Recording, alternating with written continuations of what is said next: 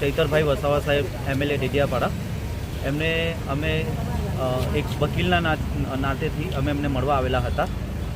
એમના પરિવાર સંબંધી અમને કહેવામાં આવ્યું હતું કે એમને ડિટેન કરેલા છે અને એમને એરેસ્ટ કરેલા છે LCB રાજપીપળા પોલીસ સ્ટેશને. તો હાલ અમે એમને મળવા આવેલા હતા. આપણું ભારતનું બંધારણ પણ એવું કહે છે કે જે કંઈક લીગલ રેમેડી હોય એ આપણા જે કંઈ એરેસ્ટ પર્સન હોય એમને મળવી જોઈએ. પણ અહીંયા એવું દેખાઈ રહેલું છે કે આપણા જે બંધારણને ઉપર જઈને પોલીસ પોતાનું કાર્ય રહી ગઈ છે. BNSSની ધારા 338માં પણ એવું કહેવામાં આવેલું છે કે એરેસ્ટ પર્સનને એના જે રાઇટ્સ છે એ મળવા જોઈએ. તો અહીંયા મહદઅંશે એવું લાગી રહેલું છે કે પોલીસ પોતાને બંધારણથી ઉપરવટ જઈને આ જે કાર્ય કરી રહી સતત ગેરબંધારણીય છે.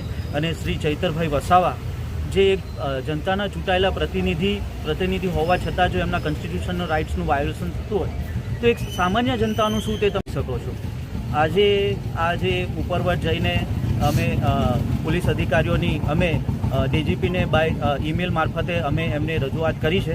આવનારા સમયમાં એ જોવાનું રહેશે કે DGP ગુજરાત તરફથી અમને શું રિપ્લાય આપે છે. અને જનતાના પ્રતિનિધિ એવા શ્રી ચૈતરભાઈ વસાવા જે બંધારણ માટે લડે છે અને જનતાનો અવાજ ઉઠાવે છે એને જો આ રીતે પોલીસ દબાણ કરીને આ રીતે એરેસ્ટ કરતી હોય તો એ સતત ગેરબંધારણીય છે. અને અમે આના મુદ્દે અમે લડતા રહીશું. અમારે હાઈકોર્ટ ઇવન સુપ્રીમ કોર્ટ પણ જવાનું હોય તો અમે આ લડતને અંજામ આપીશું અને જીતીશું. જોહાર.